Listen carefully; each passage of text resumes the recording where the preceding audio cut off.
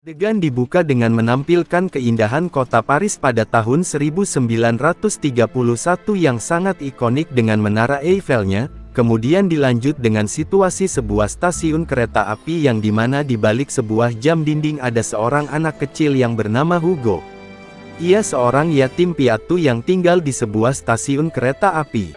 Perlu kalian ketahui pada tahun tersebut mencuri adalah sebuah tindakan kriminal yang sangatlah dilarang. Jangankan mencuri uang, mencuri sebuah permen bisa dimasukkan ke sebuah penjara tanpa melihat umur, terkecuali bagi anak kecil yatim piatu mereka akan dimasukkan ke sebuah panti asuhan. Ketika itu Hugo sedang melihat sebuah toko mainan milik George, ia mempunyai seorang anak baptis perempuan yang bernama Isabel. Di saat George terlihat sedang tidur, Hugo mendekati toko mainan tersebut dan hendak mencuri sesuatu, namun George menangkapnya dan meminta untuk mengeluarkan semua yang ada pada saku jasnya. George terlihat terkejut ketika melihat sebuah catatan kecil milik Hugo. Di sana terlihat sebuah otomaton atau mesin yang menyerupai robot.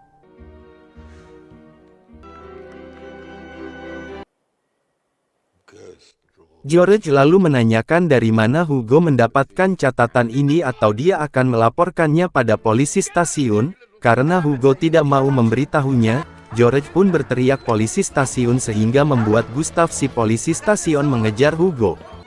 Bersama dengan anjingnya Gustav berusaha untuk mengejar Hugo, namun Hugo sangat paham betul dengan keadaan stasiun sehingga ia bisa menghindar dari kejaran Gustav. Hugo lalu kembali ke tempat di mana ia tinggal sembari menatap indahnya kota Paris di atas jam dinding. Di saat George menutup tokonya ia tahu Hugo di belakangnya, lalu George menanyakan namanya, ia jawab Hugo Cabret. Hugo meminta bukunya kembali namun George tidak memberikannya dan akan membakar bukunya serta melaporkannya pada polisi stasiun. Hugo terus mengikuti George hingga rumahnya.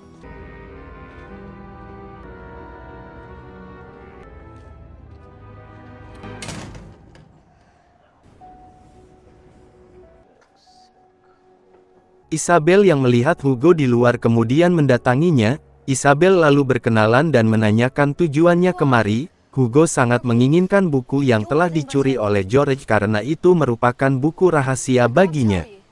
Isabel sangat tertarik dengan yang namanya rahasia. Ia pun meminta Hugo untuk segera pergi dan memastikan bukunya tidak akan dibakar. Hugo terlihat sedih karena ia tidak bisa menyelesaikan robotnya tanpa buku tersebut. Kembali ke masa lalu, di mana awal mula Hugo serta ayahnya menemukan sebuah robot di sebuah museum London. Ayahnya bernama Cabret, ia sangat menyukai dunia mesin dan ia berencana akan merakit robot tersebut agar bisa hidup kembali, namun ia terkendala oleh suku cadangnya yang sulit dicari. Mereka mulai memasang sebagian komponennya dan terlihat sebuah lubang kunci berbentuk hati membuatnya semakin rumit. Disitulah Cabret mulai menggambar komponen-komponen robot di sebuah buku kecilnya yang membuat Hugo bersedih. Suatu hari Cabret sedang melakukan pekerjaannya namun ia merasa ada sesuatu yang tidak beres, ia pun segera membuka pintu dan tiba-tiba api menyambarnya hingga mati. Di lain tempat Hugo sedang asyik membersihkan otonom miliknya, pamannya datang dan memberitahu kalau ayahnya telah mati akibat kebakaran. Sembari membawa sesuatu, pamannya lalu mengajak Hugo untuk tinggal bersamanya di sebuah stasiun dan akan mengajarinya mengurus jam. Sejak saat itulah Hugo tinggal di sebuah stasiun sehingga ia meninggalkan sekolahnya, tetapi ia tidak lupa untuk membawa robot otonom milik ayahnya. Dan itulah cerita awal mula Hugo bisa tinggal di stasiun. Kembali ke masa sekarang, setiap hari Hugo hanya mengandalkan mencuri untuk menghidupi perutnya yang kelaparan. Musuh satu-satunya Hugo di stasiun adalah Gustav. Ia seorang yang kejam dan tidak akan segan terhadap pencurian juga para anak gelandangan seperti Hugo. Hugo kemudian mengunjungi toko George dan meminta kembali bukunya. George lalu memberikan sebuah sapu tangan yang berisi potongan kertas yang telah dibakar. Hati Hugo hancur seketika dan ia pergi meninggalkan George. Namun di tengah jalan ia bertemu dengan Isabel lalu mengajak Hugo pergi ke suatu tempat. Isabel mengajak Hugo ke sebuah perpustakaan. Di sana ia memberitahu kalau ayahnya George tidak membakar bukunya dan itu semua hanya sebuah tipuan. Sejak melihat buku tersebut ayahnya menjadi gusar. Isabel berjanji akan menolong Hugo untuk mendapatkan bukunya kembali dengan catatan jangan sampai ayahnya tahu kalau Hugo pernah berbicara dengannya.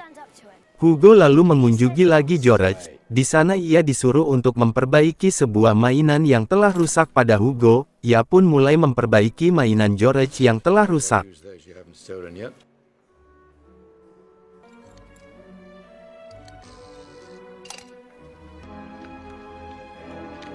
Hugo berhasil membuat mainan tersebut kembali berjalan. George lalu menyuruh untuk bekerja padanya sampai waktu yang ditentukan agar Hugo mendapatkan kembali buku catatannya.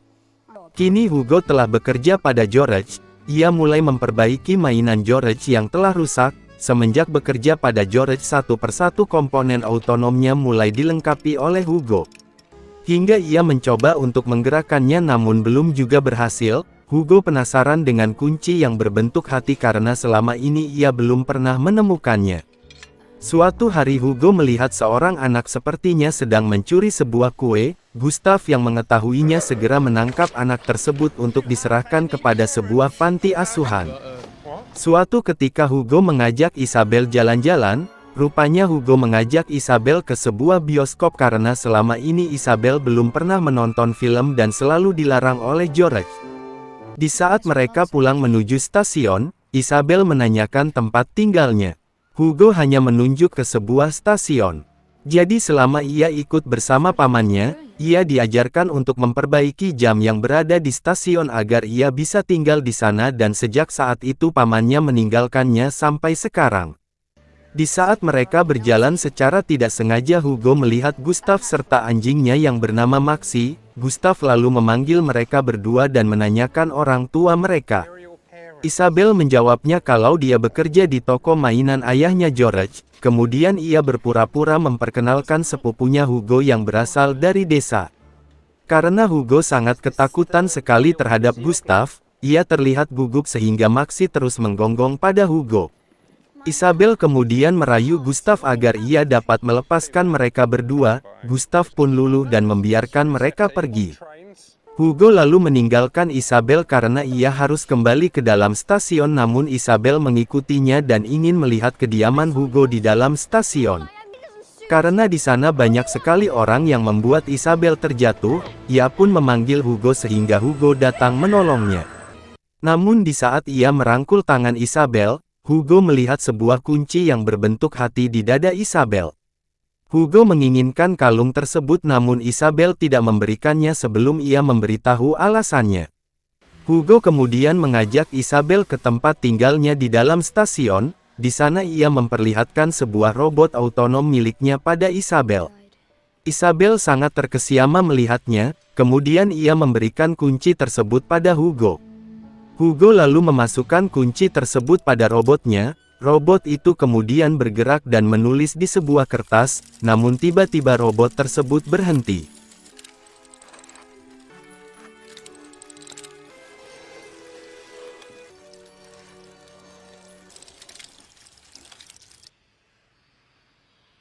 Isabel serta Hugo tidak mengerti apa yang robot itu tulis sehingga Hugo merasa kecewa karena telah gagal memperbaiki robot otonomnya.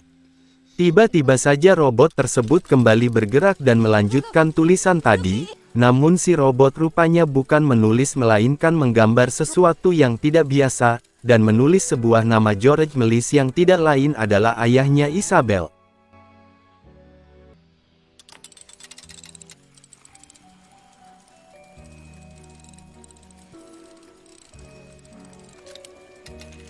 Hugo beranggapan bahwa ini adalah pesan ayahnya yang harus ia ungkap.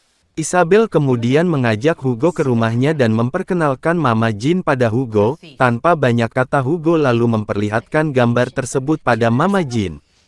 Seakan tidak percaya akan gambar tersebut, Mama Jean mengusir Hugo dan jangan memperlihatkan gambar ini pada George. Hugo bersikeras pada pendiriannya, ia memohon dan hanya ingin tahu apa maksudnya dari gambar tersebut karena hanya inilah peninggalan ayahnya yang tersisa. Di saat Hugo akan pergi, George pulang, Mama Jean lalu memasukkan Isabel dan Hugo ke sebuah kamar. Hugo kemudian melihat sebuah lemari antik yang kemudian memeriksanya. Siapa tahu George menyembunyikan bukunya tersebut di sana. Karena Isabel lebih tinggi, ia kemudian membuka lemari bagian atas. Di saat berhasil membawa sebuah kotak besar, tiba-tiba ia terjatuh sehingga membuat isi kotak tersebut berterbangan.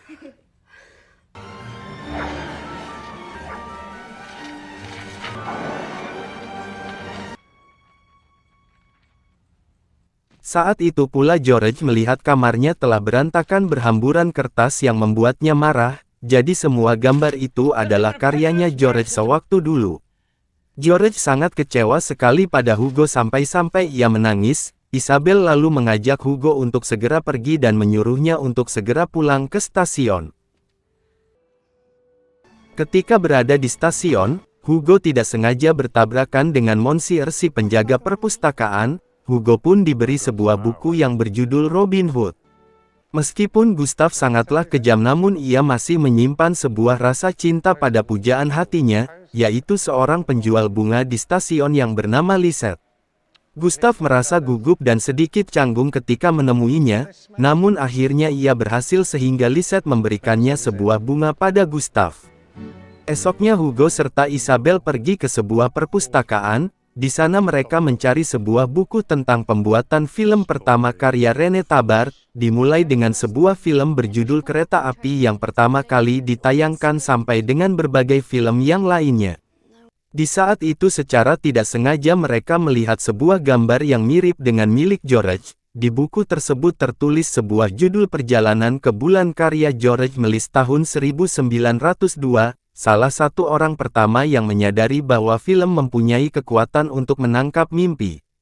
Di buku tersebut dikatakan bahwa para pelopor tewas dalam pembuatan film. Tiba-tiba di belakang mereka ada seseorang yang tidak lain adalah penulis buku tersebut bernama Rene Tabar. Isabel berkata kalau George adalah ayah baptisnya, namun Rene tidak percaya begitu saja karena mereka seorang anak kecil. Rene lalu mengajak mereka berdua ke suatu tempat. Rene berkata kalau George adalah pembuat film yang hebat. Ia juga memperlihatkan sebuah foto ketika George berada di studionya, juga sebuah kamera miliknya. Rene lalu menceritakan awal mula ia bertemu dengan George. Ketika itu ia masih kecil lalu diajak oleh kakaknya membangun sebuah studio milik George yang terbuat dari kaca. Di sana ia bertemu dengan George untuk pertama kali sekaligus melihat pembuatan filmnya. Ia sangatlah populer pada masanya. Rene beranggapan kalau George tewas seperti yang lainnya ketika terjadi perang besar. Rene lalu memperlihatkan sebuah film yang selamat dari ratusan film yang lainnya. Isabel bersama Hugo mempunyai rencana. Mereka ingin mengajak Rene untuk bertemu dengan George agar ayah George tahu bahwa karya-karyanya masih dihargai. Suatu ketika Hugo serta Isabel sedang membenarkan sebuah jam dinding stasiun. Tanpa sengaja Hugo menjatuhkan sebuah kunci sehingga Gustav mengetahuinya. Gustav beranggapan bahwa itu ulah Claude pamannya Hugo. Gustav pun tidak terlalu memikirkannya. Hugo lalu mengajak Isabel melihat pemandangan kota Paris di atas stasiun. Isabel lalu berpamitan untuk pulang bersama Papa George.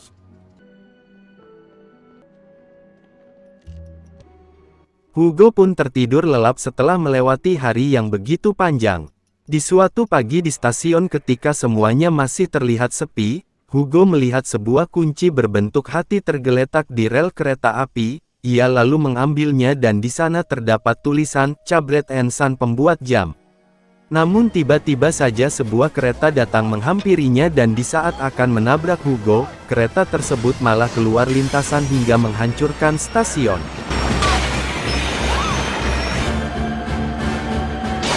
Dan ternyata itu hanyalah sebuah mimpi buruk Hugo. Ia pun kembali tertidur dan tiba-tiba saja Hugo berubah menjadi seperti manusia setengah mesin. Namun lagi-lagi itu semua hanya sebuah mimpi. Mungkin karena saking cintanya Hugo terhadap mesin sehingga ia bagaikan manusia setengah mesin.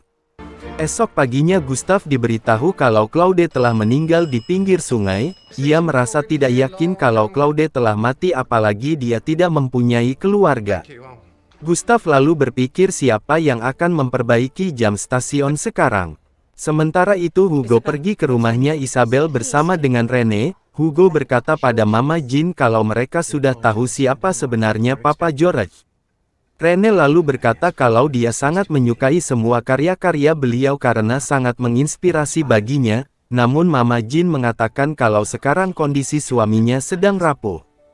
Rene menjelaskan kedatangannya untuk memperlihatkan salah satu film karya George. Mama Jean beranggapan kalau semua filmnya telah hilang. Mereka pun mulai menonton sebuah film milik George, di mana di sana juga Mama Jean dulunya seorang aktris sama seperti Papa George. Painted it by hand. Mama, it's you.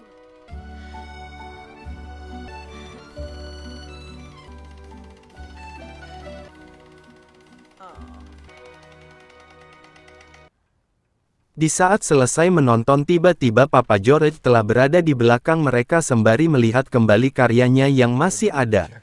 George sangat terharu dengan apa yang mereka lakukan padanya sehingga sekarang tidak lagi merasa sedih, ia pun mulai menceritakan masa lalunya.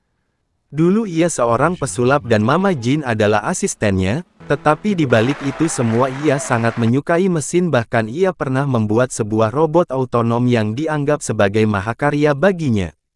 Namun suatu malam saat ia bersama Mama Jean pergi ke tempat sirkus keliling, ia melihat Lumiere bersaudara telah menciptakan film. Ia anggap film itu sebagai bagian sulap yang modern sehingga ia ingin membeli kamera tersebut namun mereka menolaknya. Semenjak saat itu ia membuat kamera sendiri dengan memakai suku cadang dari robot otonom, dan saat itulah ia mulai membuat sebuah film hingga ratusan film bahkan ia sendiri yang mengarahkan semuanya.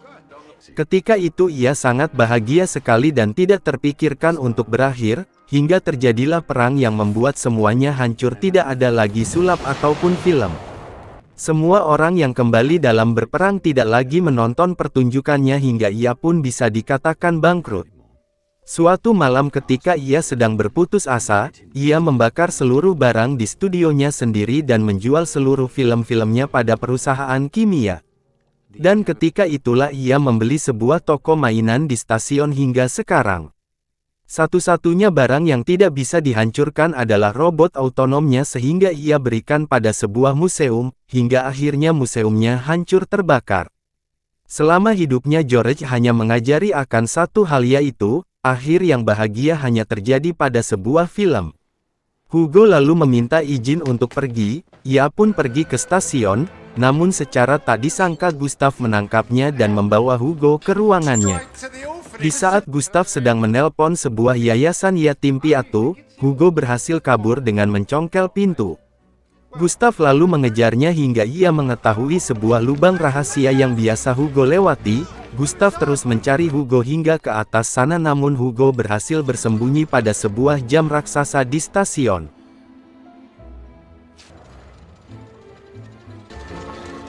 Setelah Gustav pergi, ia lalu membawa sebuah robot otonomnya untuk diberikan pada Papa George.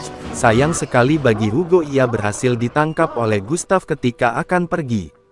Dan di saat itu robot otonomnya terjatuh ke bawah rel kereta api, Hugo lalu terjun ke bawah membawa kembali si robot. Tiba-tiba dari arah matanya kereta datang mendekatinya, namun secara tidak sengaja Gustav menolongnya hingga Hugo pun selamat.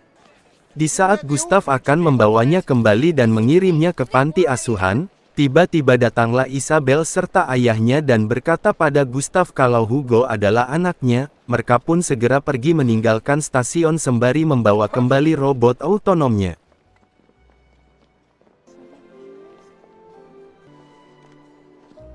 Singkat cerita Rene Tabart mengadakan sebuah pertunjukan. Ia memperkenalkan George di hadapan umum sebagai salah satu pembuat film terbaik di masanya.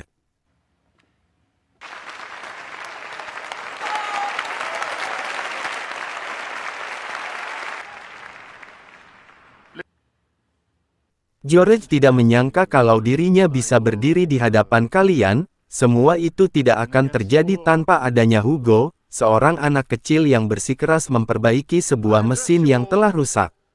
George lalu mempertontonkan karya-karyanya yang tersisa di antara ratusan karyanya yang telah hilang.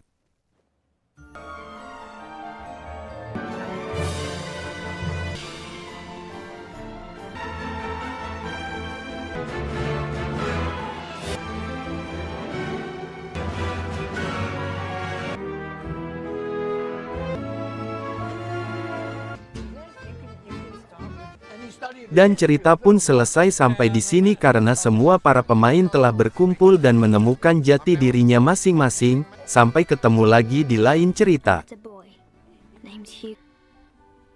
Why? It's about how it's so hard to find a all the way.